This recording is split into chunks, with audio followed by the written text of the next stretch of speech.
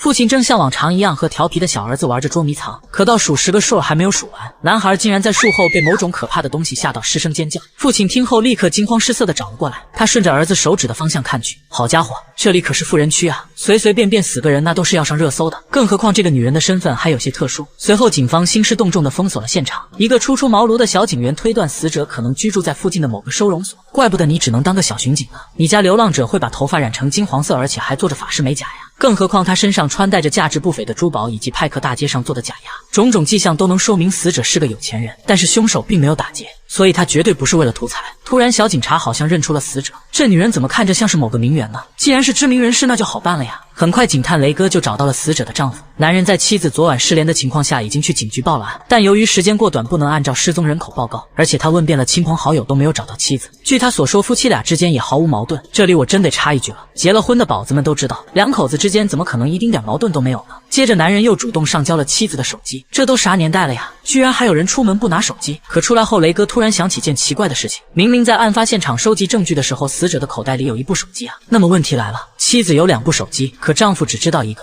看来8成是妻子外面有人了吧。随后雷哥查过了2部手机的通话记录，上面都有死者姐姐的电话号码。经过一番深入了解后，雷哥终于有了头绪，但真相简直震碎了他的3观。死者根本不是有了外遇，因为她是一个高级应召女郎，难道有钱人玩的都这么花吗？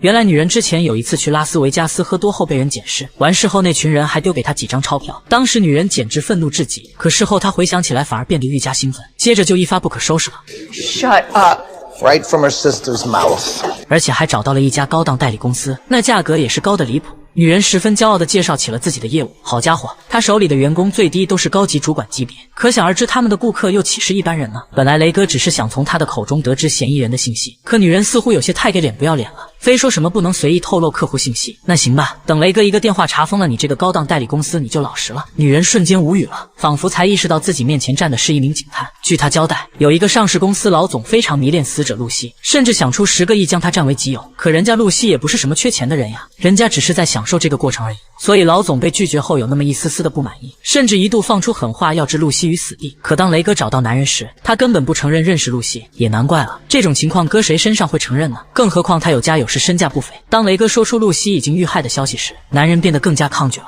I'm not saying anything. I need to speak with my attorney.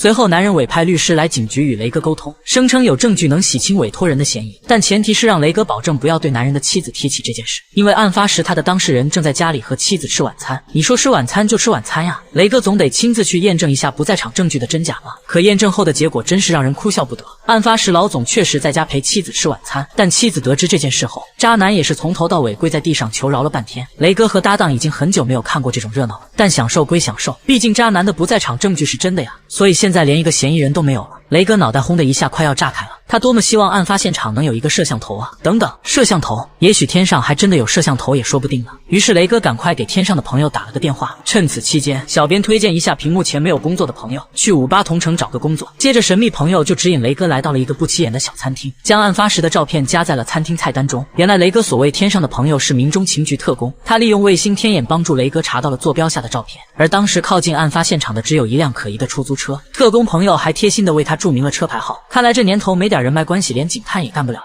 很快出租车司机就被雷哥给逮了回来，大哥倒也实在，反正人不是他杀的，干脆一五一十的都交代了。因为当时他载了一个超级豪爽的男乘客，一路从酒店跟踪死者露西到了案发现场附近，结果他就在路边等着。过了一会儿，男顾客慌慌张张的返回到车中，还让司机去案发现场帮他拿回不小心丢在那里的钱包。司机也想过报警，但他解释说自己没有机会。什么没有机会？其实就是被金钱蒙蔽了双眼呗。很快这段审讯录像就摆在了这名神秘男乘客的面前，没错，他就是死者露西的丈夫。当然啦，他的杀人动机不用我说，宝子们也都明白了吧？但其实也不用担心，说不定到了法庭上，可爱又公正的大众评审团们就会投他无罪释放了呢。关注巨石，明天接着讲。